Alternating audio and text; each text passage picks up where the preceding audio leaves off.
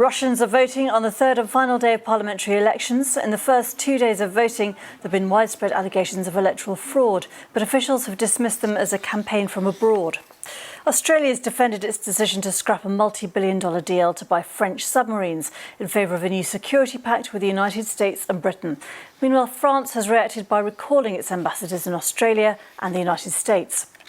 A faction of the Philippines governing party has nominated the champion boxer and current senator Manny Pacquiao as its presidential candidate for next year's election. The first non-professional space crew ever launched into orbit has returned safely. They splashed down off the coast of Florida. The mission, the first without any professional astronauts on board, orbited the Earth for 3 days. Those are the headlines. Pressure on the Biden administration following a mistaken drone strike that killed 10 members of one family in Afghanistan. A relative of the victims speaking out this morning, even as more Americans get out of the country following the U.S. withdrawal. ABC's Mary Alice Parks is in Washington with more. Good morning, Mary Alice. Yeah, good morning, Eva. The White House had said they would continue to try to get U.S. citizens out of Afghanistan even after all the troops had left. And yesterday, the State Department said that another Qatari Airways charter flight had left Kabul with 28 citizens and 7 U.S. permanent residents on board. The State Department spokesperson thanking the Qataris for this continued cooperation and adding the international community welcomes the Taliban's cooperation on these flights as well. Now, this coming after Afghanistan continued to see more violence and instability this weekend. Several bomb blasts shook the eastern city of Jalalabad, killing at least 3 and injuring at least 20. And late last week, like you mentioned, we heard those Pentagon officials apologize for that U.S. missile strike in Kabul, calling it a deadly and horrific mistake. The military confirming it killed 10 innocent civilians, including 7 children. And the Pentagon saying that they incorrectly targeted an aid worker in the strike, Zamari Ahmadi. His brother telling ABC the apology from the Pentagon was not enough. Yeah, I want to for the USA that according to the law of the USA that they should punish 2 persons targeted innocent children, innocent person at my home. And the military has said they will complete an investigation. We've asked the White House for comment, but so far nothing. Yesterday, reporters tried to ask President Biden if anyone will be held accountable. But Stephanie, he ignored that question. Mary Alice Parks at the White House for us. Thank you so much. Successful vaccine rollouts are said to be crucial to preventing coronavirus infections, but gaps are widening between rich and developing nations over the pace of vaccination. In the group of 7 countries, more than 50% of the population have been fully vaccinated. Germany and France have started administering additional booster shots. Japan and the United States plan to follow suit. The situation on the African continent is starkly different. The World Health Organization says that only around 3% of people are vaccinated. Should not be determined by where I live, which population I come from, what is my socio-economic status. The countries need to start now doing more in terms of sharing their doses.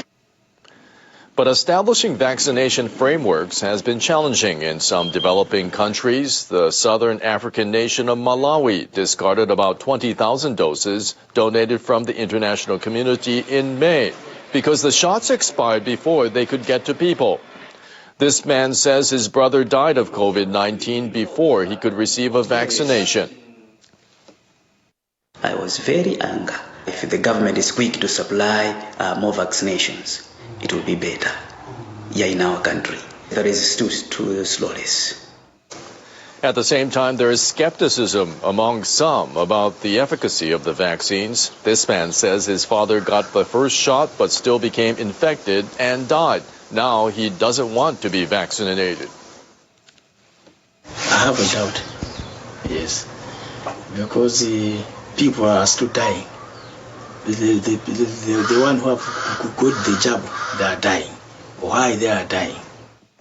Malawi's government aims to inoculate 60% of the population by next year, but seems to have many obstacles to reaching that goal. China has decided to suspend imports of 2 more types of fruit from Taiwan due to concerns about pests. Imports of the island's pineapples were halted in March for the same reason. Taiwan's Council of Agriculture said on Sunday it had been informed by Chinese customs authorities about the decision to block sugar apples and wax apples from Monday after pests had been repeatedly detected. More than 90% of the sugar apples and wax apples exported from Taiwan go to China. The announcement of the suspension comes as Taiwan celebrates the traditional Mid-Autumn Festival holidays. Council of Agriculture Minister Qin Chi-chung described the move as politically motivated, saying it's unacceptable to announce the decision during the holidays. Qin argued that China's action lacks scientific evidence and does not comply with international trade rules. He suggested Taipei may bring the matter to the World Trade Organization if Beijing does not take action to resolve the issue by the end of September. A SpaceX Crew Dragon capsule carrying an all-civilian crew has safely returned to Earth. The mission was the first launched into orbit without astronauts from NASA or the military. The capsule parachuted into the Atlantic off Florida's coast on Saturday. On behalf of SpaceX, welcome home to planet Earth. Your mission has shown the world that space is for all of us. There he is. The crew of 4 exited through the hatch to cheers from people on the ship.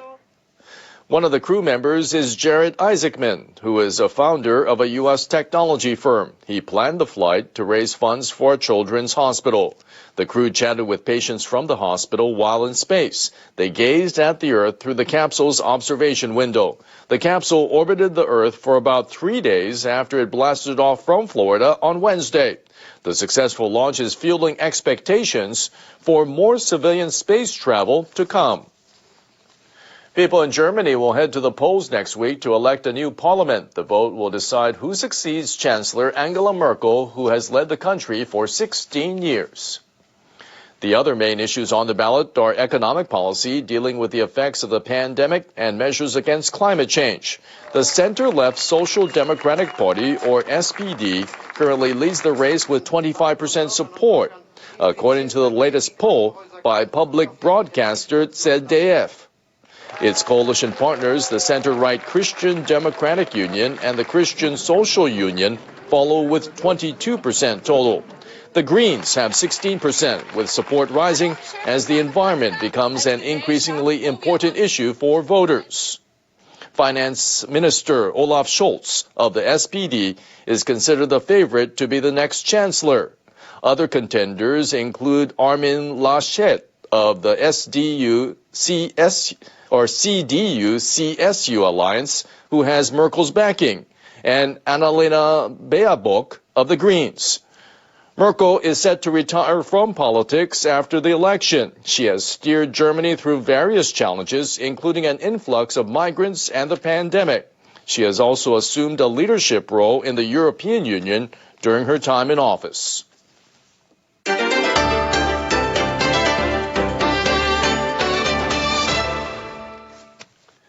A government survey shows the number of people aged 65 or older in Japan has risen to a record. Their ratio to the overall population is also the highest ever. The Internal Affairs Ministry estimates that the elderly population was 36.4 million as of Wednesday. The figure is up 220,000 from last year.